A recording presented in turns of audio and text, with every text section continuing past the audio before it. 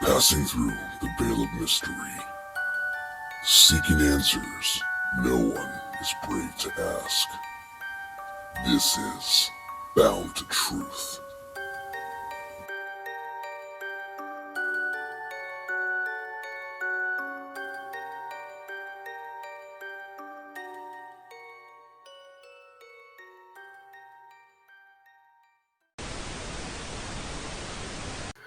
Hey, Bounders.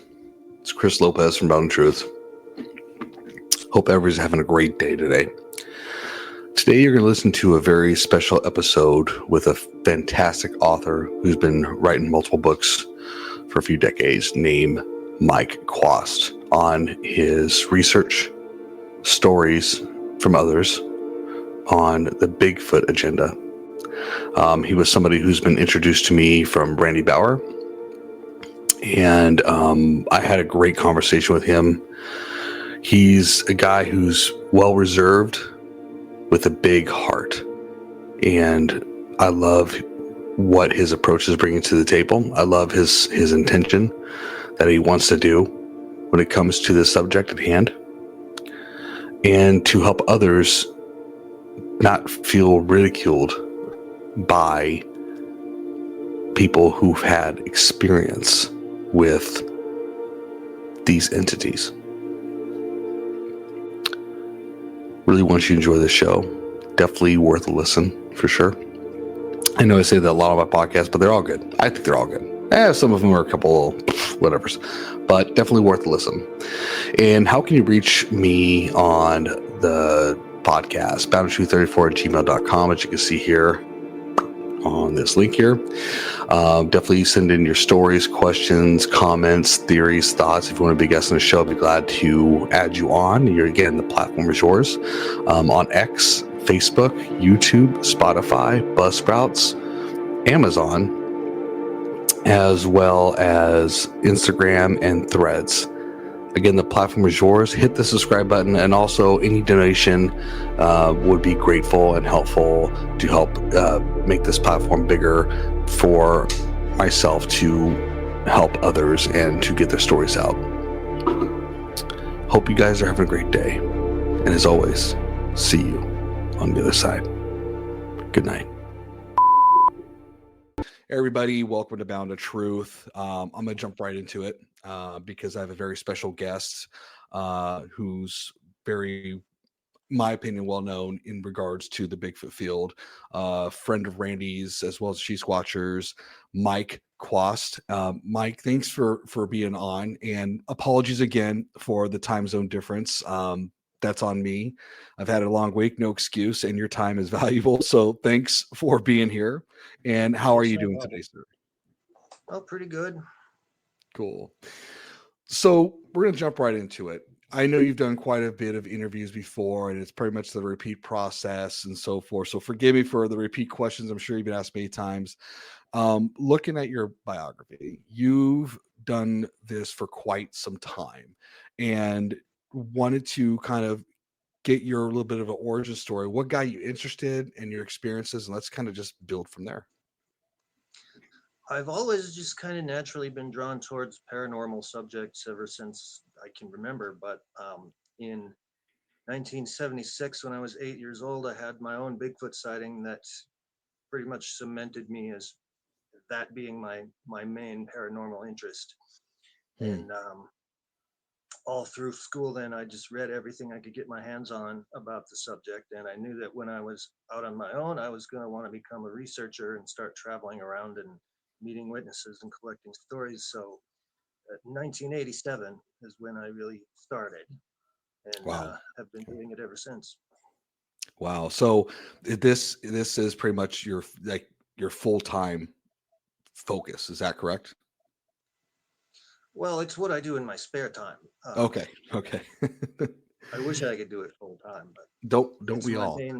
My main hobby, I guess you would say. Okay. All right. So want to kind of go back and get a little more detail on that first time experience you said at 8 years old. So can you describe that moment, or like what kind of led to that, and how long did it last, and maybe go into more detail if possible in regards to that first sighting? I was with my family, my parents and my older sister, and we were a farm family. But in the summers, on the weekends, we like to go for a Sunday drive to different places just to get away, different. Hmm. And we were at a place called Strawberry Lake in Becker Okay. County, um, not too far from home, but a lot more wooded than what I was used to, because our farm was in a prairie area where everything was flat and just fields and pastures. Yeah. And so we're just driving along.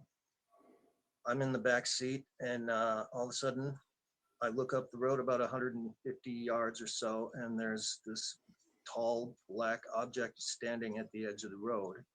And at first, I thought it was a burned and blackened tree trunk, about Hmm.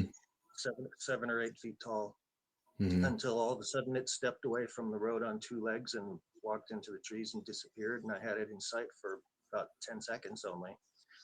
Wow. And right away, just from things I had read and seen in documentaries, I thought that had to be a Bigfoot. Oh my God, I Hmm. can't believe I just saw that, because I knew even at that age that bears don't walk on their hind legs for any, much of the length of time. And this thing had longer legs than a bear. Right. And I thought, well, if that was somebody in a costume trying to scare us, he didn't let us get a very good look at him. Right. So I just thought I just saw a Bigfoot. And for some reason, I was the only one in the car that saw it. And I've had Native Americans tell me, well, that's because you were the only one meant to see it and it was invisible to everybody else. I don't know about that, but that's what I was Hmm. told. And I didn't even Okay. say anything at the time. I was just so stunned by what I'd seen. But it's But what really I've, sorry, go ahead. I've heard, what's that? Oh no, keep going. Sorry, go ahead. You've Oh, heard. in recent years, I've heard of other sightings in that same Strawberry Lake area. So it Okay. wasn't it wasn't quite the freak occurrence that I thought it was at the time. Okay. So, and you already answered my next question. I was going to ask, does your family see it? But you already answered that question. And I've heard Yeah, of I that. think my Like, sister yeah, was looking down at a magazine or something, but you'd yeah. think my parents would have seen it. Well, they're front seat. Your dad or mom's driving, right? My dad was driving and he didn't even Yeah. see it. Wow. Um. So that has been cemented in your brain. Like you said, it's something that it wasn't. Did I just see something? You saw for a good 10 seconds, which that's a pretty long time from. I would say. I mean, that's just. It's not like a glimpse.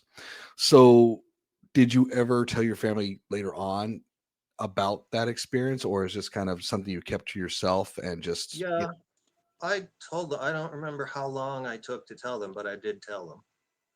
interesting. And my mom is still around. She remembers it really well. Okay. So before you saw the Bigfoot, you said you've always been interested in the paranormal and the cryptid and so forth. Was this after you saw the Bigfoot or before? Like it's always just kind of a general interest for you. Oh, even before I was into any story about UFOs or ghosts or monsters or just anything. Gotcha. Very. So you've been very inquisitive at a young age, pretty much about Yeah. those things. Cool. Yeah. I'll say this. I was raised in Catholic school. And remember those scholastic papers you order books from, right, in school? Everybody would get like the Bearsty Bears. I'm the guy who gets same thing. I'm the guy who gets the UFO book.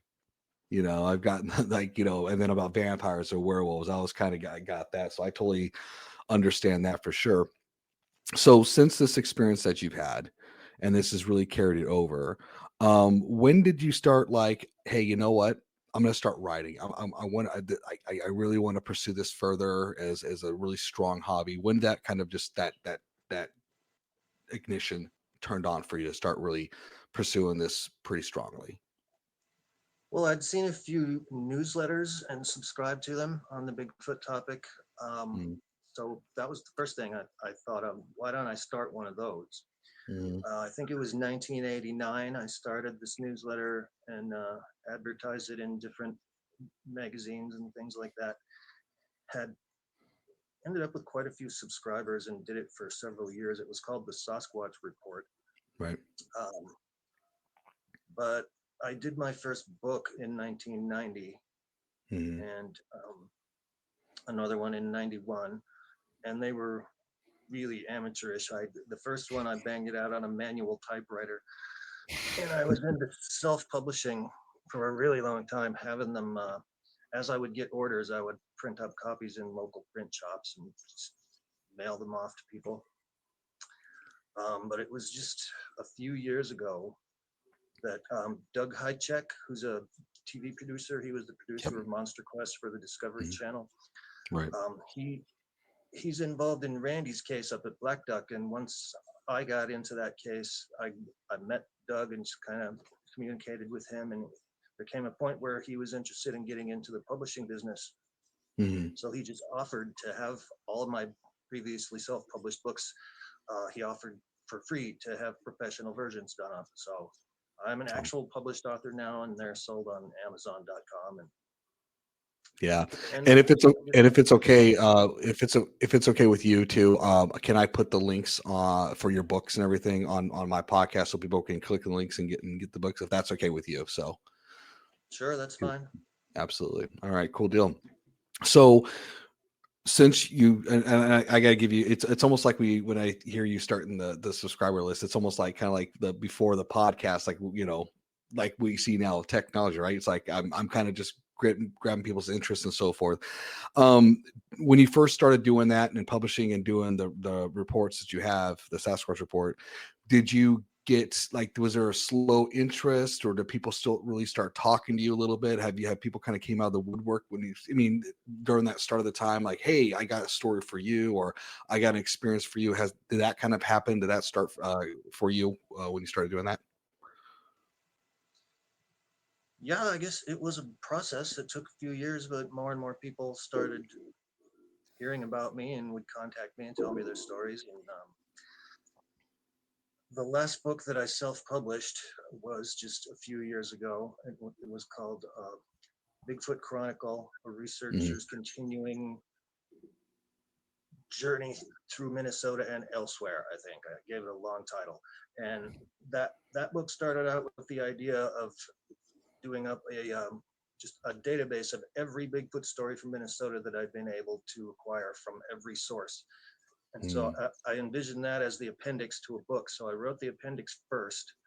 Right. And there were 696 reports in it. Wow. And I was like, yeah, that's after decades of compiling them and not realizing how many that I had. And then, so that was done. And then I realized, oh God, I guess I got to write a book to go with this now. So I took another few months to do that. But, wow. And this is all in Minnesota, right? Yeah. And that makes Minnesota one of the more prolific Bigfoot states away from the Pacific Northwest. Yeah. So with your,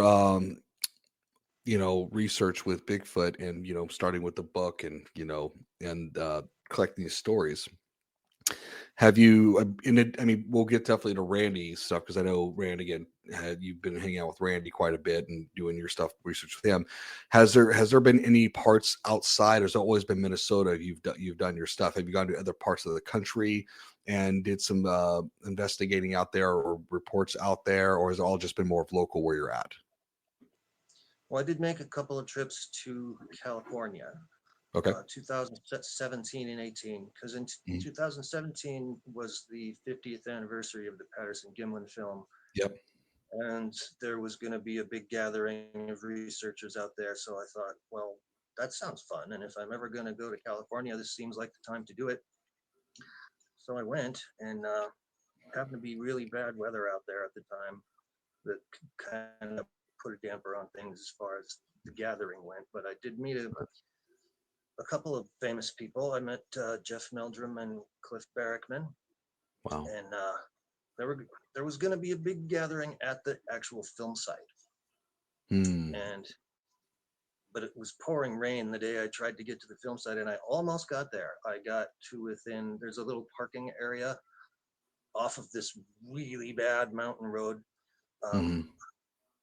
And I had a rental car. I shouldn't have had it on that road.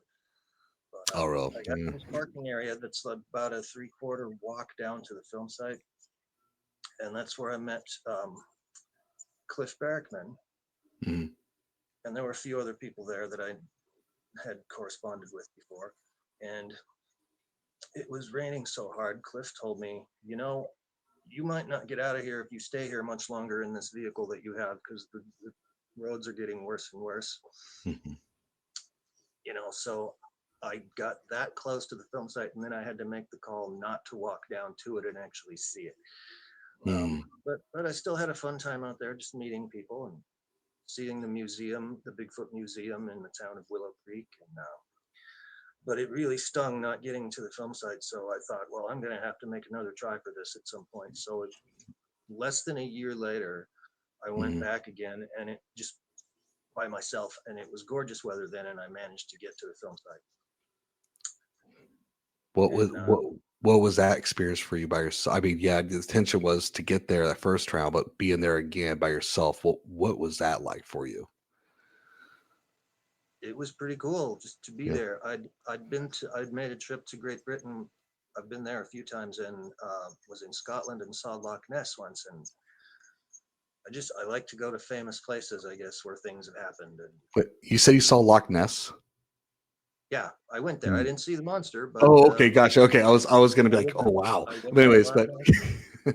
I went there to look for it, and now here I was at this famous film site, and the actual spot was lost for several years. People couldn't pinpoint exactly mm, where Patterson and Gimlin had been and where the Bigfoot had been, but there's a group of guys called the Bluff Creek Project that decided we're going to reclaim this site, and they went in with measuring devices and frames from the film, and they were able to pinpoint trees that are in the film that are still there now, and they've just measured everything so they can tell you exactly where each step the creature took was and everything. So yeah, I had pretty good directions as to how to get there. and It looks a yeah. lot different now than it does in the film, but it Well, was pretty awe-inspiring to be there. that's awesome. And it's cool how technology, we first see in the film and how technology has advanced where they can still it more, like make it more still, and how you can really capture the image. And like, I mean, even more profound. And that's cool that they can do those measurements and find that place. And I gotta say, that's really awesome. That experience. I'm from California originally. I've never gone there. Shame on me. So I gotta one of these days do that. Um, so have you had other sightings besides that first one? Was there places that you've gone and and heard noises, or have you had other sightings regards to Bigfoot?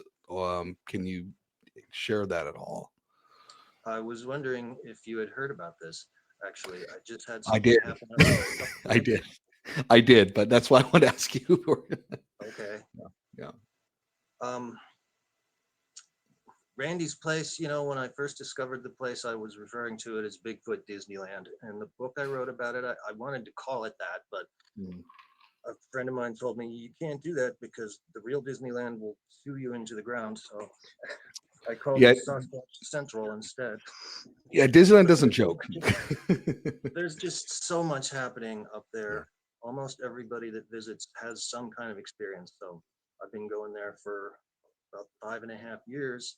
So Mhm. I've heard a lot of stuff up there already, Right. and seen tracks and stuff like that, and wood knocks and the deer kill sites and all that. Mhm. Um, but I never saw anything until just this month. I was up there on June 6th, which of course is D-Day, and it afterwards it's kind of funny. I was thinking, oh, how cool would it have been to have a sighting on D-Day? But it was after midnight, so it was actually June 7th by the time I had my sighting. Right.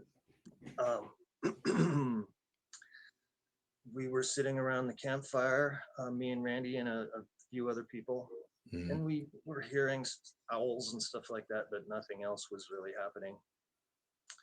And so people started to retire either to the house or to somebody else was camping.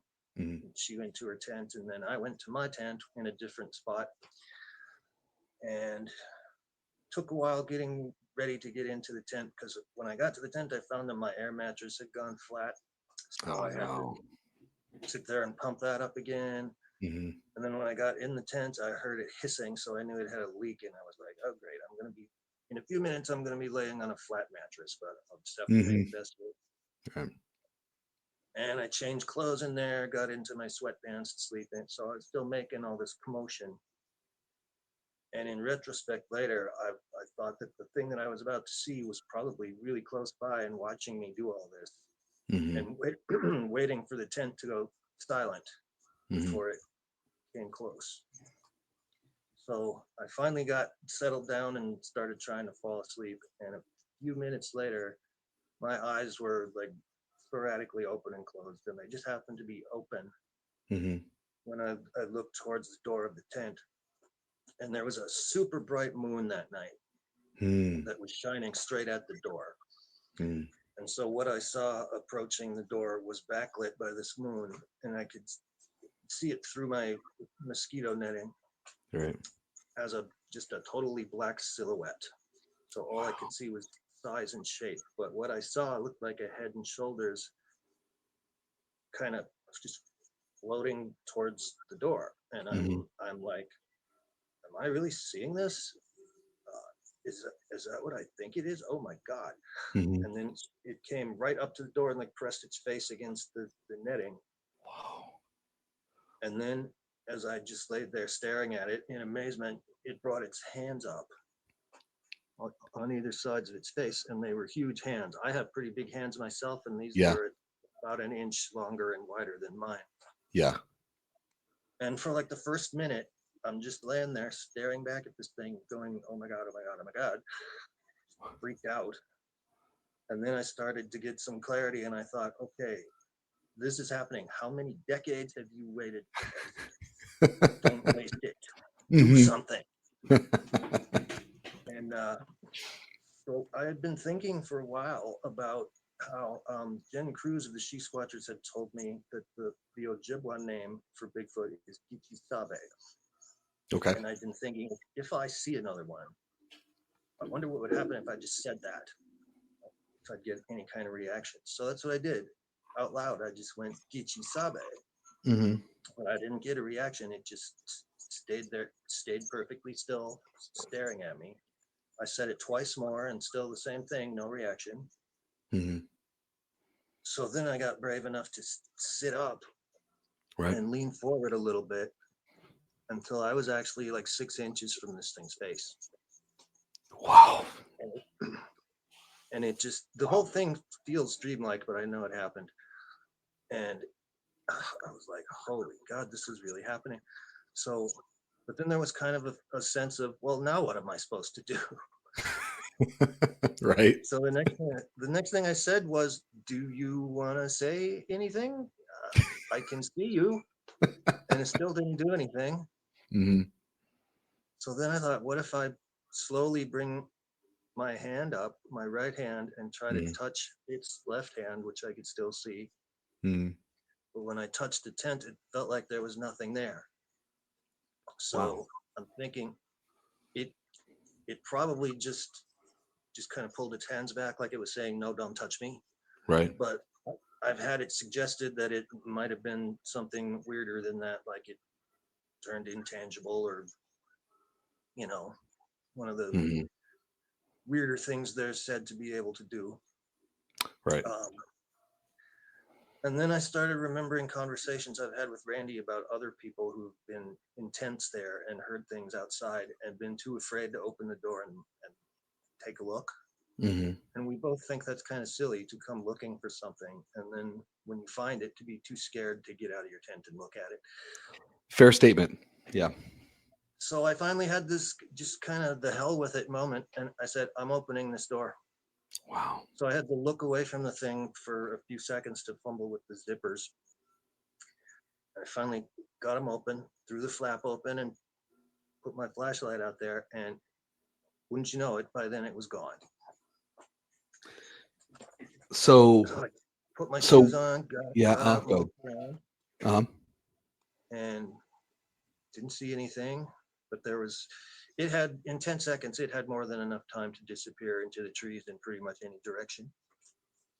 So I had left Randy on this couch that he has by his fireplace, and he said he was going to sit up all night. And I thought, I got to go tell him about this. So I went back to the fire, found that he was still awake. And the first thing I said was, okay, I just had something happen, and I need to know that it wasn't a practical joke from somebody. And he said, well, no, not from me, because I don't do that. If I was to do that even once to somebody, my credibility would be shot. He said that verbatim, by the way. Yeah, exactly. Yeah. Yeah. And so I sat by him for about an hour, just telling him what happened and talking about it. And I noticed my hands were shaking, and he said, yeah, when I saw your flashlight coming, I saw that it was shaking. But finally, I thought, well, I need to get some rest, or at least try to, because I wanted to get up early. So he said, Right. well, if you want to go back to your tent, I'll walk with you. So I finally turned in for the night, and nothing else happened. Didn't get much sleep, but well, that's I'm the sure. story of my second time in my life seeing a Bigfoot, or at least what I'm pretty sure was one. So let's break this down a bit. I first want to ask, which I'm sure it's going to be in everybody's minds, what the best can you describe the face? We've seen interpretations of Bigfoot, and or some like photos that could be real, could be not. What the eyes, the facial structure, any way you can describe that to your best of knowledge. Well, unfortunately, with those lighting conditions, I only saw it as a black silhouette. So, Okay. the first one I saw was so far away that I didn't see much detail. And this one, even though it was inches from me, I still didn't see much detail. But, Because the light probably shining from the moon, kind of like hidden the figure. You saw the figure, but it was just hard to see the facial features because it was dark. Is that pretty much? The head was. It seems like the head should have been bigger with the shape, with the size of the hands by comparison, but it was a human-like head. It wasn't a cone-shaped head either, like a lot of witnesses say. It was just roundish on top and about the size of my own head, or maybe just slightly bigger. I had also glanced down at one point, and I saw part of its legs. Okay. I don't know if it was the shins or the thighs. I'm thinking my tent is pretty short, so I think it almost had to be crawling when it first came towards it, and then was probably on its knees looking in. So it was probably the shins that I saw, and the shins the outline of the shins looked kind of gnarly, like they were really hairy. That shaggy hair was contributing to the silhouette. I didn't see the red eyes that a lot of people see. I didn't see facial features at all. So I wish I could tell you more detail. But that's okay. That's totally fine. Did you actually? No, that question is not gonna be. That's not gonna be a good one. What your first reaction, like, were you scared, were you shocked, and then I'm curious, like, your first that like reaction towards what you were experiencing, and I also want to know, after everything's kind of settled down, where you start processing, what other emotions were you feeling after the fact? well, since my hands were shaking, I guess on some level there was fear there. Like, but Okay. I've had my hands shaking when I had to do public speaking before. I thought to myself, why are my hands shaking? I don't feel that nervous about this, at least consciously, but maybe subconsciously I did. Yeah. Everybody asked me that, weren't you scared when you saw this thing? And Yeah. I guess the same kind of thing. Consciously, I really wasn't. I was amazed at first seeing it and realizing that this was really happening. But I had enough courage in me, I guess, to sit up and look this thing in the face. And a lot of people would have just lain there and hoped that it went away. I don't know. I don't like to think of myself as being overly courageous, but I guess I it's a, think I guess it could be a mixture of courage and stupidity. well, You know, there's I think it's curiosity. Like you said, you've always been inquisitive about everything that's not the people consider the norm, right? Supernatural, paranormal, and I yeah, mean, yeah, and I I've mean, had experiences too by Randy Spire when I was by myself, where I was hearing things and was convinced that there was a Bigfoot within 50 yards of me, and hmm, I didn't really feel scared then either. wow. Um, after I won't forget when Randy called me. During the month. I can't know if it's 3 weeks ago, like, or like, after you experience it, and Randy, he's a very excitable guy, right? He's energized. I mean, he's got so much energy. And he's Yeah, like, I gotta tell you what happened with Mike Quast. I gotta tell you what happened. He's just like, you gotta get him on. You gotta ask him about this. And he was actually very excited for you because he's like, he finally saw one up close, and it happened right there. He was just like glad that he got that experience, and he was like really proud that you had that. Um, and so after all this happened, and after you kind of digest this information, was there any other additional emotions kind of going on, or your thought process? Did certain things change compared to what you've researched before to having more questions now after that experience? well, I was asked, um, let's see some images. Then somebody online said in a comment, and I said, well, sorry, there aren't any images. And if I had tried to take pictures um, in that lighting, I don't think you would have been able to see anything really.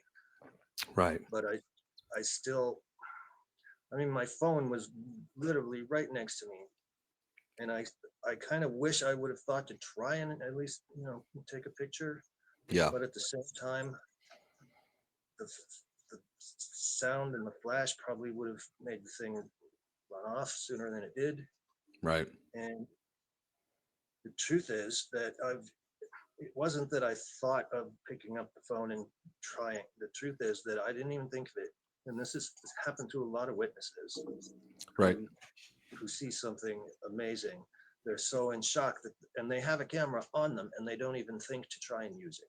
Right. It's easier said than done, right? Well, where's the evidence? Where's Yeah. this and that? I mean, even look at the old Gimlin film, right? Those guys were shaking. They're just like, The what? what was that? Oh, like the film back in California, the The Gimlin, BG thing? the Bigfoot. Yeah. Um, I mean, those guys were shaking, trying to capture this. I mean, that Well, that wouldn't be yeah. my first thought either. As much as like I do a lot of paranormal stuff with paranormal. I got a few documentaries out with some guys, but there's times where I'm like, gosh dang it, I wish we captured that on camera, or gosh dang it, I wish because you get so shocked, right? Those moments where you missed it, like because it isn't your first thought.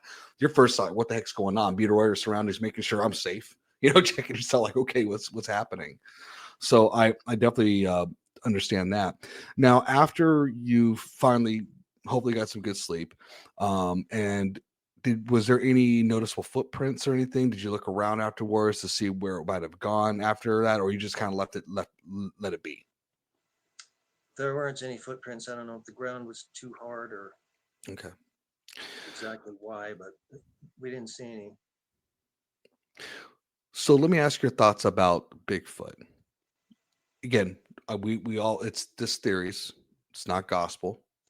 Right? I've heard a lot of Randys. I'm sure you've heard a lot of Randys as well. What's your thoughts about the existence of Bigfoot, Sasquatch? What do you think they are? I was just asked that on another podcast, Mhm.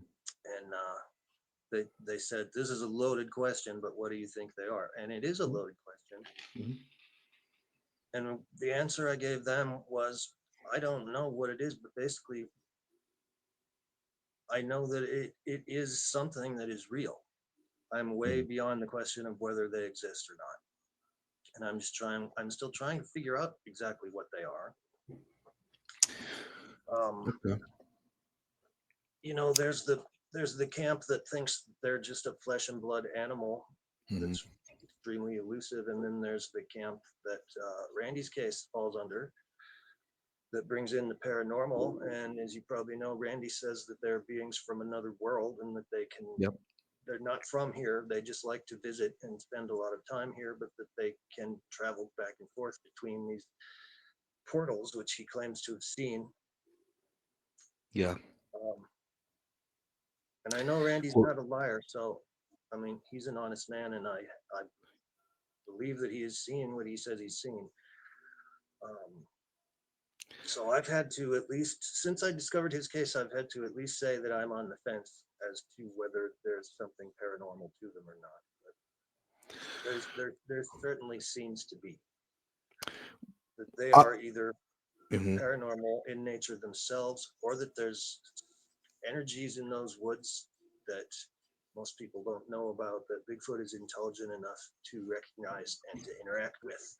Right. I hope that is a possibility too. It is. And I've had this conversation with Randy too, because, he's really opened up my perspective on Bigfoot. And I've had to go down deeper rabbit holes too, because I remember when I first started this podcast and, as I, talked about UFOs, aliens, Bigfoot and cryptids, and people are like, well, and the paranormal, they're like, well, what do they have any connection? I'm like, either nothing or everything. We just don't know. Right. And one of the things that, in addition, another thing I thought about when I was telling Randy a while back, that we look at the animals, the species on this planet when it comes to, like, for example, an electric eel. They produce great electricity. It's amazing, but it's like, how can this thing produce so much voltage, right? You Yeah, look at, those cuttlefish. You look at translucent animals in the ocean. Like, there's so many. I mean, look at chameleons that can change color, right? And change their environment around them, even octopuses. So it wouldn't be that far fetched. I mean, let's put in the what Randy's saying aside, right? What if they're just they're highly intelligent and they can camouflage, right? You know, those type of things too. That's my thought. Again, another theory. Again, I'm not saying I'm right, but we do have proof that there is species here that can do those things and hide in plain sight. yeah. You know, um, one thing that I'm sure you heard Randy talk about was the mind speak, which is interesting. Hmm. I mean, I'm sure he shared that with you and saying where they're He saying had from. stuff And I, going on. He yeah, had stuff going on for several years before he ever experienced that. right, right. And I did talk to another person recently. Feel free, if you're going on the YouTube or podcast, named Kathleen Tedder. She has her experience with Bigfoot and interdimensional beings, which is quite interesting. So it's similar. It's almost similar to Randy's in a way. But that'll be something that if you feel free to listen to that one to kind of get your thoughts on top of it. So, um, after this experience that you had, what's next for you, man? You had this wonderful, freaking awesome experience. It'd be funny if it was the same Bigfoot you saw at 8 years old. that'd be pretty awesome. You Well, know. pretty far away from where that one was. Hey, if they can interdimensional travel, like Based Randy said, you never know, right? Yeah. Um, Yeah. What's next for you? well, it's not like I just want to have one more sighting and then call it good. I mean, it doesn't have to be Right. my last one. I'm just Right. going to keep going up there and trying to have another one and see what happens. You think you're gonna go more to Randy's area now after that experience? Kind of like like I want some more type of feeling. I like, okay, I want more now. Like, is that kind of like your like feeling with it? Yeah, I guess so. And I don't even go to other areas that I used to search nearly as much as I used to now that I have Randy's place to visit. Yeah. Yeah. Um, I did just recently put some trail cameras up in the Chippewa National Forest. Randy Mhm. doesn't allow cameras on his Right. property anymore. He used to, but Hmm. I decided I wanted to get back to some of the old places that I visited before and put up some cameras just, because I still see value in that. Randy Hmm. tells me, you're wasting your time. You're never going to get proof for the world that way. Hmm. But I still think there's value in that kind of approach. Even if you only get pictures of other animals like bears or mountain lions, I've got 2 pictures of mountain lions in 2 different places already. So that's an adventure. It's just it's fun, you know. It's just Yeah. as much of an adventure as looking for Bigfoot, I guess. Right. It's never wasted. We're capturing what's reality right here. Like, Yeah, like everything and around us. if there's 1 in 1,000 chance of a Bigfoot walking in front of my camera, that's Mhm. better than 0. So Hey, I'm trying. it's like a lottery ticket, man. You got to play to win. Yeah. you know. Um. So the couple of questions I have with you, um, on this interview, kind of wrapping up a little bit, is, what first thing is like, what is, you've done the books, in which you continue still doing. You made some great relationships, which is honestly, that's the greatest part about this too, is you can make some great relationships in regards to the research. What are you hoping to accomplish? Is it more of a personal thing? I know you're writing books. Is there anything you're trying to tell people out there? What is a purpose, in addition to not just your acquisitiveness, but what's the purpose of doing this and getting the word out there? What are you hoping, trying to accomplish? Ever since I started this research as a teenager, my ultimate goal has always been to prove to the world, or at least to help prove to the world, that these things exist. And in recent years, I've kind of analyzed my own thought process, and I've come to realize that I'm really doing it on behalf of all the witnesses out there who get made fun of just for telling their stories. Mm-hmm. Every time a skeptic hears somebody say that they've seen a Bigfoot, the arguments that they give take one of 3 forms. Either, no, you didn't see that, you're lying, you're making this up. Mm-hmm. Or, no, you're just so stupid that you can't tell a bear from a Bigfoot, or Mm-hmm. some other natural animal or tree stump or whatever. Or, well, then you must be nuts. You're having psychotic level hallucinations and you need to get checked out. So Yeah. it just really bothers me that somebody can have such an amazing experience to see something that's not supposed to exist. And then when they tell their stories, they're getting called either a liar or an idiot or a maniac. Right. Right.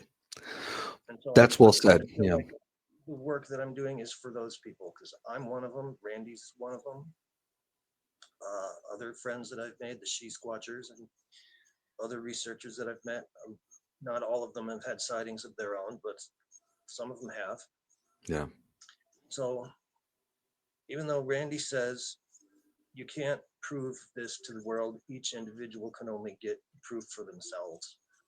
And he seems to think eventually, if enough people go out looking for themselves, there'll come an acceptance will just kind of materialize Mm-hmm. amongst enough people that Right. the world just kind of accepts it. But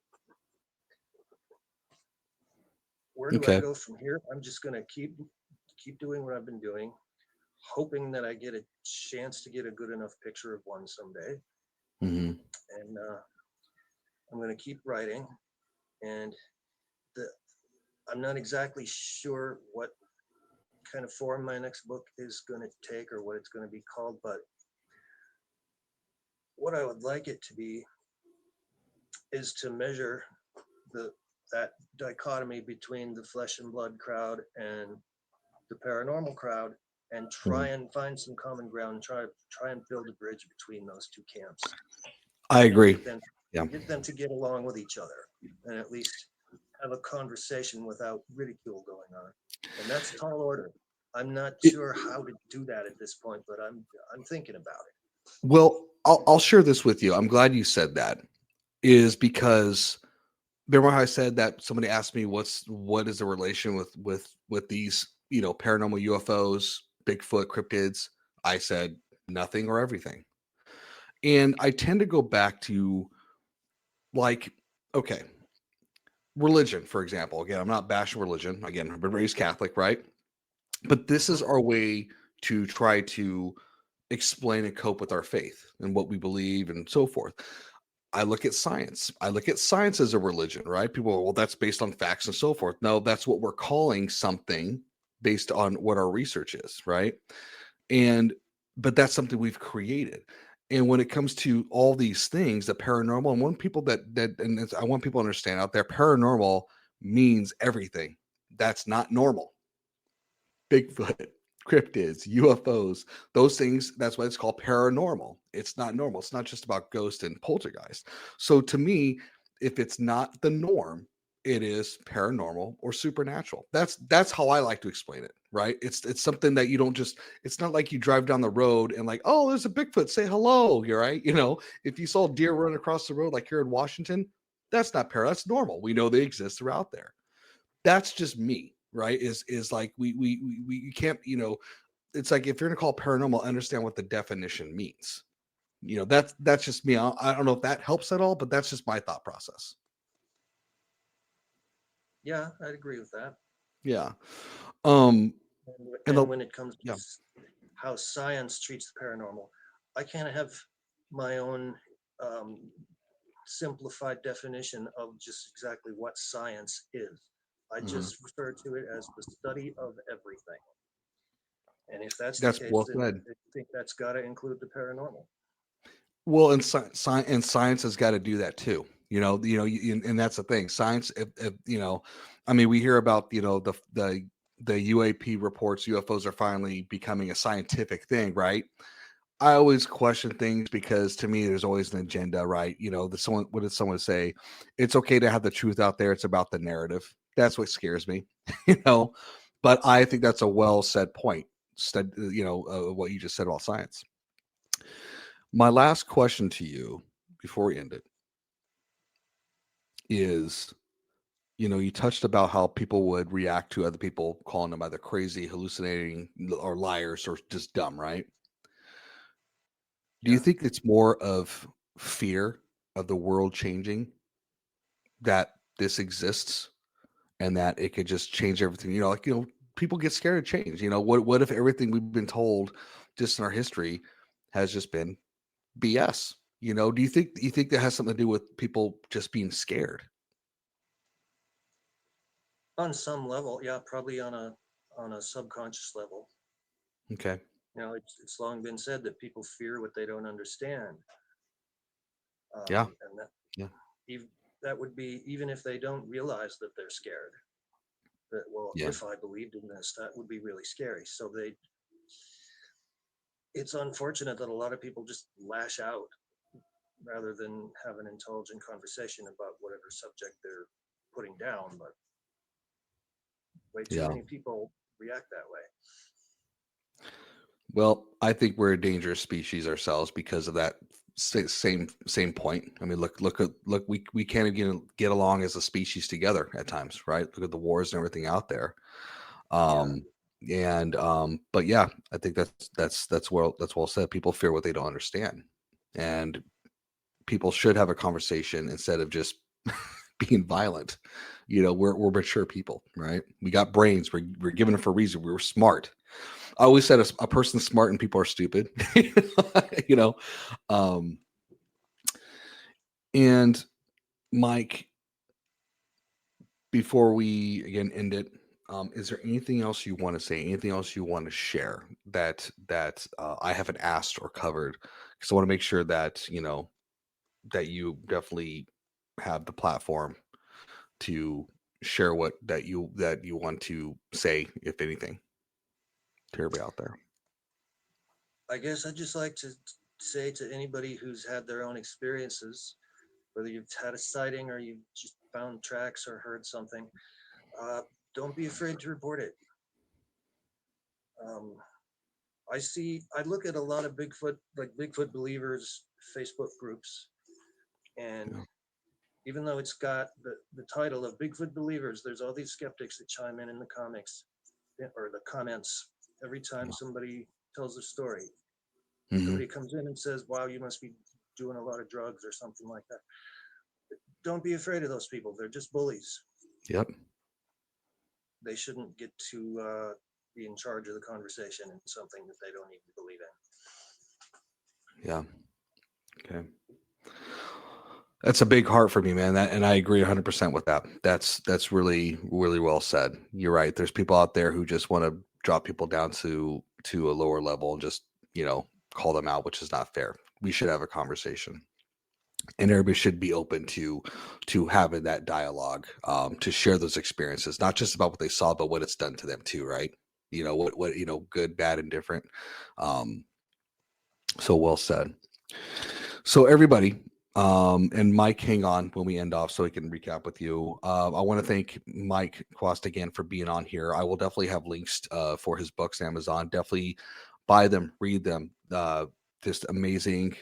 Randy and She's Watchers talk highly of Mike, and I've been very blessed and fortunate to have him on today for this interview. Like I said, I very, very humbled, and I appreciate you, Mike, being on here. Everybody, how can you reach the podcast? boundtotruth34@gmail.com. If you have any questions for myself, if you want to be a guest on the show, if you have any insults, that's fine too.